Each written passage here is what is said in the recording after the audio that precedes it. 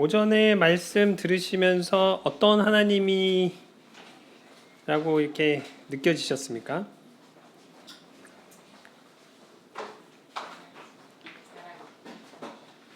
아멘. 두 번째 시간은요, 간략하게 제가 말씀 묵상하면서 참 좋았던 부분을 함께 나누고, 제가 지금 현재 건강해서 어떻게 인도네시아 사역을 하고 있는지, 또 하나님께서 실제로 사역하는 가운데 어떤 일들을 하고 계신지에 대해서 잠깐 나누도록 하겠습니다. 첫 번째 시간의 말씀의 주제가 뭐였죠?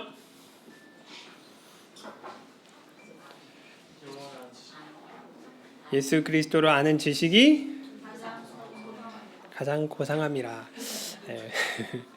우리가 하나님을 안다는 것은 사실은 듣고 우리의 뇌를 통해서 깨닫는 겁니다.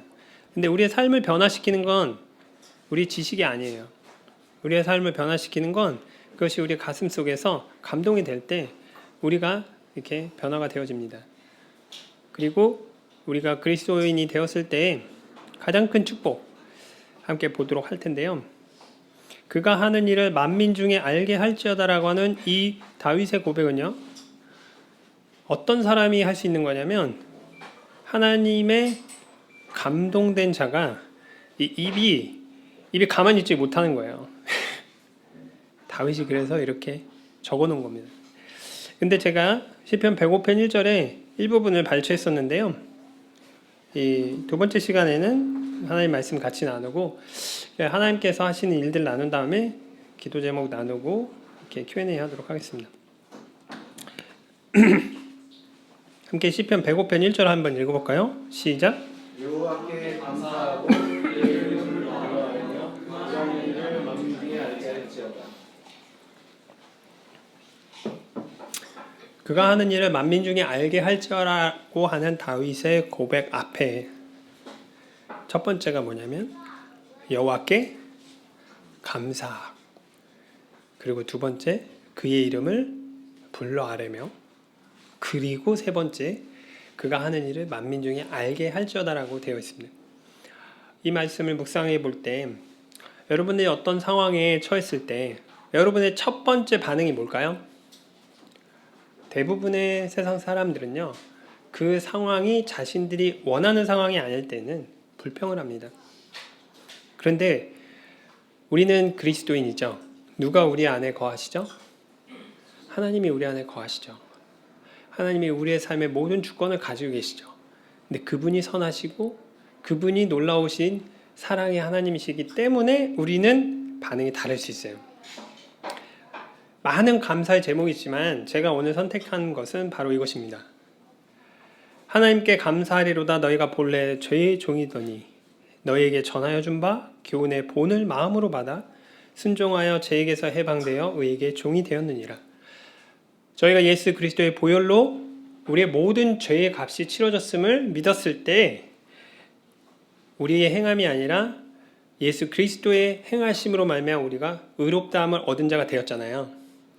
근데 여기에 가장 큰 축복은 뭐냐면 피조물인 우리가 죄악 가운데 거할 때 하나님께서는 우리 안에 거하실 수 없습니다. 그 죄 때문에. 그런데 우리가 의롭게 되었을 때 이제 누가 우리 안에 거할 수 있는 거예요? 하나님이 거할 수 있는 거예요. 하나님께서, 이 만왕의 왕이신 하나님께서 우리 안에 거하셔서 우리를 통해서 그분을 세상에 나타내신다는 그 놀라운 주권이 우리 안에서 성립이 되는 거예요. 사도 바울은 이렇게 얘기했습니다. 우리 옛날에는 무에 의해서 종노릇했어요. 죄에 의해서. 우리의 옛날, 우리 조상이 우리에게 물려줬던 그 죄의 본성, 사탄의 자녀와 같이 살았던 그거에서 우리가 이제 어떻게 됐냐면 벗어났습니다. 이 해방이라고 하는 단어는요, 그 로마 시대 때 엄청난 단어예요. 로마가 엄청나게 많은 나라들을 통치했잖아요. 거기에서 해방이란 단어 자체는요, 한마디로 죽음을 의미했습니다. 로마 시대 때 여러 민족들이 자유를 위해서 싸웠어요. 근데 로마의 정책이 어땠는지 아시죠? 자유를 위해 싸우면요, 그 민족을 말살시켰습니다. 그래서 유대인들도 독립하려고 계속 싸우다가 어떻게 됐어요? 철저하게 무너뜨렸죠. 근데 이제 우리가 죄의 종에서 벗어나서 의에게 종이 되었다. 저는 이게 저에게 있어서 참 생각할 때마다 큰 감사가 됩니다. 하나님이 나를 책임지신다. 여러분, 이 말이 위로가 되시나요? 다시 한번, 하나님이 우리의 모든 삶을 책임지신다는 게 여러분들에게 힘이 되십니까? 저에게는 엄청난 위로가 되더라고요. 두 번째로는요, 그의 이름을 불러 아랜다고 되어 있어요. 히브리서 4장 16절을 보면, 그러므로 우리는 긍휼하심을 받고 때를 따라 돕는 은혜를 얻기 위해서 은혜의 보좌 앞에 담대히 나아간다고 되어 있습니다. 저희는 본래 하나님의 이름을 부를 수 없는 자들이었어요. 여러분들이 성경을 보시면 이 어떤 사탄, 악한 영에 있던 그 사람이 예수님 만났을 때 그 안에 있던 영이 예수님을 보고 하나님의 아들이라고 했잖아요. 그때 예수님께서 뭐라고 말씀하셨는지 알았어요? 그 입에서 조용히, 하나님의 이름을 하나님 앞에 나아갈 수 있는 그 특권은 모든 사람에게 주지 않습니다. 그 특권은 우리가 갖고 있어요. 우리가 그분의 이름을 부르고 그분 앞에 나아갈 수 있다는 거예요. 근데 여기에서 흥미로운 사실이 있죠. 담대함. 왜 우리에게 담대함이 필요할까요? 우리는 우리 자신을 바라보면 하나님 앞에 나아갈 어떠한 선한 것도 없습니다. 근데 우리가 하나님을 바라볼 때요, 이 성경을 통해서 하나님이 행하신 일들을 저희들이 바라볼 때 저희 마음 가운데서 하나님을 경외하게 되고, 그때 이렇게 들고 나가는 거예요. 이 모든 걸 내가 할 수 없는 것을 하나님 앞에 가지고 나아가는 것입니다. 감사의 제사를 가져갈 뿐만 아니라 우리 안에 힘들고 어려운 모든 것들을 다 하나님께 맡기라고 돼 있어요. 성경에 보면 염려하지 말라는 말이 많이 나오죠. 근데 그 뒤에 뭐라고 돼 있어요? 하나님이 너의 염려를 다 주께 맡겨라. 그리하면 여호와께서 그것들을 돌보신다고 말씀하셨습니다. 왜 그렇게 하시냐? 하나님께서 어떤 때 우리를 사랑하셨어요? 로마서 8장 5장을 보면 기약대로 그리스도께서 경건치 않은 자를 죽으셨을 때, 우리가 어떨 때? 연약할 때. 그리고 두 번째는 우리가 죄인 되었을 때 그리스도께서 죽으심으로 하나님께서 우리에게 사랑을 보여주셨어요. 인간은요, 하나님의 형상을 닮아서 창조되었지만 죄로 인해서 하나님의 영광을 보는 것들이 많이 상실되었습니다. 그래서 하나님께서 증거를 갖다가 딱 역사 가운데 세워두셨어요. 너희들이 예수 그리스도의 죽으신 그 십자가를 볼 때에 내가 너희를 얼마나 사랑했는지를 너희가 알 수 있을 것이라는 거예요. 그리고 세 번째는 우리가 원수 되었을 때 그의 아들의 죽으심으로 말미암아 하나님과 화목하게 되었습니다. 제가 왜 이 세 가지를 얘기하냐면요, 첫째, 우리가 연약할 때, 우리가 죄인 되었을 때, 우리가 원수 되었을 때, 한마디로 말해서 우리가 최악의 상황에 있을 때, 최악의 상태에 있을 때도 하나님은 우리를 위해서 그분의 약속을 신실하게 행하셨다는 거예요. 그런 하나님께서 지금 우리에게 있는 이런 모든 형편을 모르실까요? 아시더라고요. 그렇기 때문에 하나님이 나에게 오라 하고 말씀하시는 거예요. 그의 이름을 부르고 아랜다는 건 하나님 앞에 나아가는 것입니다. 우리의 모든 삶의 순간순간에서 우리가 하나님 앞에 나아가는 것을 하나님께서 기뻐하시더라고요. 마지막으로는 우리가 하나님의 말씀에 감동이 되었을 때, 하나님께서 함께 하시는 그 기쁨 가운데 우리가 하나님을 경험하게 될 때 우리는 그것을 자랑하고 싶어집니다. 여러분들 가운데 좋은 일이 있으면 여러분 어때요? 얘기하고 싶으시죠? 예? 행복한 일이 있으면 어떻게 나누고 싶죠? 똑같은 거예요. 우리가 하나님을 경험할 때, 하나님의 기쁨이 우리 가운데 있을 때 이것을 우리가 감출 수가 없고 이것을 우리 안에서 품고 있을 수만 없습니다. 왜냐하면 이것은 우리의 감정을 넘어가는 너무나도 놀라운 하나님의 사랑의 이야기이고, 하나님이 우리에게 보여주시는 이 매일 매순간에 하나님의 은혜로우심은 우리가 감당할 수가 없어요. 그렇기 때문에 이게 입에서 툭툭 튀어나오는 거예요. 예. 누군가에게. 그게 전도입니다. 우리가 뭔가를 막 열심히 해야지라고 생각해서 지식을 전달하는 것이 아니라 내 안에 있는 그 그리스도의 아름다운 추억들, 그것이 그냥 자연스럽게 나오게 되는 거예요. 그리고 말로 하지 않아도 여러분의 삶 가운데서 그것이 향기로운 제물이 되어서 주변 사람들이 보면서 놀라는 거예요. 저 사람 저 상황에서는 불평하고 힘들고 짜증내야 되는데 뭐지? 저 사람 왜 웃지? 이상한 사람 아니야? 저 사람한테 가서 좀 물어봐야겠는데. 예. 제가 암에 걸려가지고 이렇게 막 고난 가운데 있을 때 몇몇 사람들은 제가 인도네시아 다시 못 갈 줄 알았나 봐요. 예. 인도네시아에 딱 돌아갔을 때 그 사람들이 좀 놀래더라고요. 어떻게 왔어? 근데 신기한 건 뭐냐면요, 우리가 하나님을 알아가면 알아갈수록요, 내가 자랑할 건 없고 사도 바울의 이 갈라디아서 6장 14절의 고백이 나오게 됐더라고요.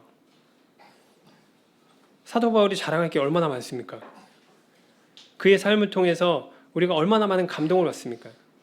근데 그가 고백하기를, 갈라디아서 6장 14절에 그러나 내게는 우리 주 예수 그리스도의 십자가 외에 결코 자랑할 것이 없는, 그리스도로 말미암아 세상이 나를 대하여 십자가에 못 박히고 내가 또한 세상을 대하여 그러하니라. 근데 이 말씀을 했던 그 사도 바울의 그 경험, 그 마음은요, 어디에 나타나 있냐면 고린도전서 4장 17절에 있어요. 어떻게 이런 고백을 할 수 있었냐? 여기 볼게요. 4장 7절. 누가 너를 남달리 구별하였느냐? 내게 있는 것 중에 받지 아니한 것이 무엇이냐? 사도 바울이 이걸 알았어요. 그가 가지고 있는, 그가 행하는 그 모든 것이 누구에게서 나왔다는 거예요? 하나님. 그렇기 때문에 빌립보서 4장 6절에 항상 기뻐하라고 되어 있잖아요. 내게 능력 주신 자 안에서 내가 모든 것을 할 수 있다라고 했던 빌립보서 4장 13절의 말씀, 그 전에 사도 바울은 뭘 깨달았냐면 어떠한 형편에 처하든지 그는 자족할 수 있었습니다. 감사할 수 있었어요. 왜? 그것은 하나님이 내게 허락하신 것이라는 믿음이 있었기 때문에 그랬던 거예요. 우리는 인생을 살아가면서 하나님을 경험합니다. 여러 가지 어려운 일도 있고요, 행복한 일도 있습니다. 그 모든 것이 우리의 경험 속에서 하나님을 경험하고, 우리가 이 세상에 보이지 않는 하나님의 성품을 우리의 삶을 통해서, 그리고 우리의 말들을 통해서 세상 가운데 향기를 드러낼 수 있는 거예요. 그래서 사도 바울이 그리스도의 향기라고 이야기한 것입니다. 여러분들이 저를 보실 때 선교사니까, 사실 저는 선교지에 나가서 선교훈련을 받으면서 선교사라니까 이 생각이 없어졌습니다. 우리 모두는 하나님의 그리스도의 대사로 우리가 있는 환경 가운데 보내셨습니다. 다만 하나님께서는 각각의 특별한 쓰임새가 있는 거예요. 아까 제가 말씀드렸듯이 저의 마음의 소원이 정말 하나님을 더 경험하고 싶고, 그리고 그 선교지에 대한 그런 마음이 있었기 때문에 하나님께서 저희 가정을 통해서 인도네시아에 교회를 세우시고 교회를 세워가고 계신 것입니다. 여러분의 삶 가운데서도 마찬가지예요. 중요한 원리는 내가 어디서 무엇을 하는지가 아니라 내가 그리스도 안에 누구인지를 깨달을 때 우리의 삶의 변화가 일어나는 것이라고 생각합니다.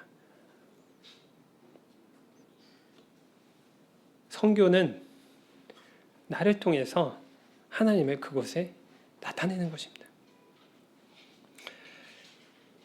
저희는 제가 건강에 이런 제약이 있어서 이제는 이렇게 선교지 인도네시아에 계속 장기 거주하기가 힘들게 됐습니다. 저를 수술하신 의사 선생님께서 제 몸이 아직 좀 불안정하기 때문에 한국에 있으면서 정기적으로 검진을 받고 이제 괜찮다 하면 그 다음에 인도네시아에 들어가서 2주 정도, 지난 1월에는 한 달 정도 이렇게 인도네시아에 있다 들어왔고요. 그러면서 인도네시아를 이렇게 방문하는 사역들을 하게 되는데, 인도네시아 방문 사역을 하면서 하나님께서 제게 4가지의 이 테마를 말씀해 주셨는데, 첫 번째는 예수님은 세상에 빛으로 오셨고, 하나님은 모든 사람이 구원받기를 원하시고 그분의 복음을 전하는데 우리를 사용해 주시고, 하나님은 우리에게 그분의 뜻을 보여주시더라고요. 이 네 가지를 사진을 잠깐 보여드리면서 설명하도록 하겠습니다. 예수님이 세상에 빛으로 오셨다는 건 뭐냐면 하나님 없이 살아가는 삶은 어둠입니다. 근데 저희가 하나님의 말씀을 가지고 가서 그 사람들의 심령에 세웠을 때 그 사람들이 하나님께로 돌아와요. 빛 가운데로 돌아오는 것을 볼 수 있었고, 그들이 하나님 앞에 예배드리는 것을 기뻐하고 찬양하는 것을 기뻐하고, 우리 성도님들께서 말씀을 통해서 삶이 변화되는 걸 기뻐하시듯이 그분들도 동일하게 그렇게 삶이 바뀌는 것을 보게 되었습니다. 예수님께서는 세상에 빛으로 오셔서 그 빛을 이 어둠 가운데 비추시는 것을 느끼게 돼요. 사단이 어떨까요? 아까 식사하면서 김선호 형제와 그런 얘기를 했는데요. 사단은 절대 우리를 포기하지 않습니다. 24시간 365일 우리의 삶을 관찰하고 있어요. 우린 절대 우리의 힘으로 사단이 이길 수 없어요. 우리가 그리스도 안에 있음을 우리가 인지하고 그 안에 있는 그 삶을 살아갈 때 사단이 절대 건드릴 수가 없는 것입니다. 왜? 그는 알아요. 하나님께서 만왕의 왕이시라는 걸. 그는 알아요. 하나님은 절대 이길 수 없다는 것을. 근데 우리가 우리의 힘으로 뭔가를 하려고 할 때 제가 많이 경험했죠.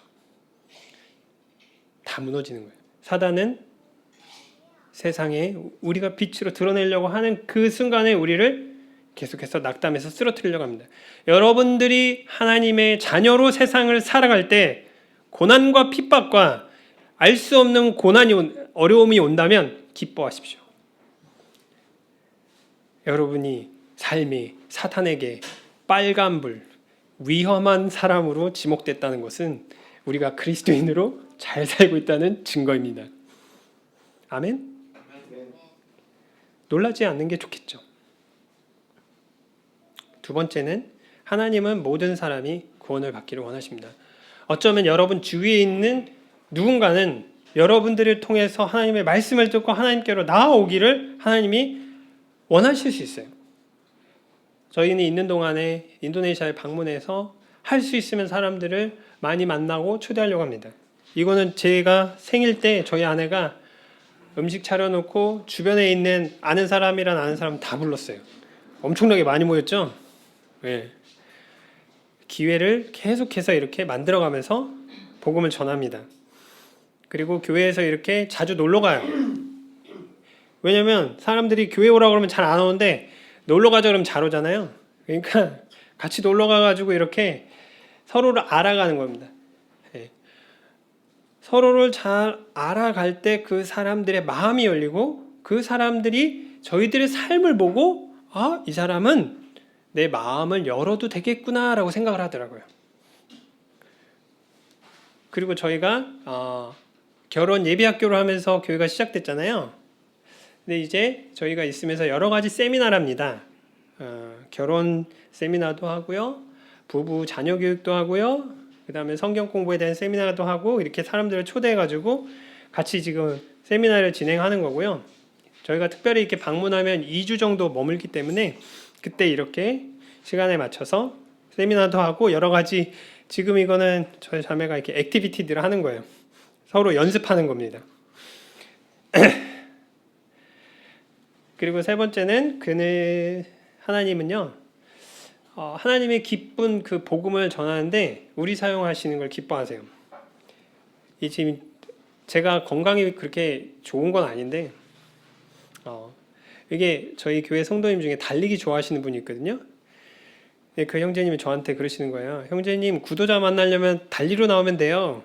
그래가지고 이건 지난 9월인데 9월에 저희 딸이 2명이 하프 마라톤을 나간다 그래가지고 그 하프 마라톤 연습하는데 저도 이제 같이 껴가지고 연습을 하다가 조금씩 달리기 시작해서 그때 9월에 갔을 때 이분들하고 같이 달렸어요. 저는 달리기를 운동 중에서 제일 싫어했습니다. 목표 없이 괜히 달리는 게 좀 그렇고 축구는 좋아하는데, 근데 막 이렇게 달리는데 저희 교회 형제님이 아는 분을 만난 거예요. 그러니까 달리는 동안에 계속 사람들을 만납니다. 예, 이렇게 만나고 저렇게 만나고 그러면 얘기하면서 달리는 거예요. 근데 만나가지고 달리는데 한 7km가 됐나? 저는 이제 한계가 와가지고 막 숨이 막 차. 근데 계속 달려요. 왜냐면 근데 구도자가 이제 저희 성도 구도자 이렇게 같이 막 뛰는데 제가 거기서 힘들다고 멈추면 이 구도자하고 관계가 이렇게 틀어질까봐 계속 뛰는 거예요. 그래서 제가 하나님 앞에 이렇게 기도했습니다. 하나님, 제발 한 걸음만 더 갈 수 있게. 그렇게 해가지고 이제 다 뛰었어요. 12km 뛰었거든요. 제 평생 그렇게 길게 뛰어본 건 처음이었습니다. 열매가 바로 있을까요? 아니요.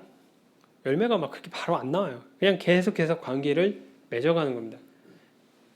또 저희 그 교회 성도님들 직장 거기에 방문해서 이렇게 직원들 모아서 같이 성경 공부할 수 있게 기회를 만들어 줘서 이렇게 직원들 성경 공부도 하고요. 그리고 잘 놀러 다닌다고 얘기했었잖아요.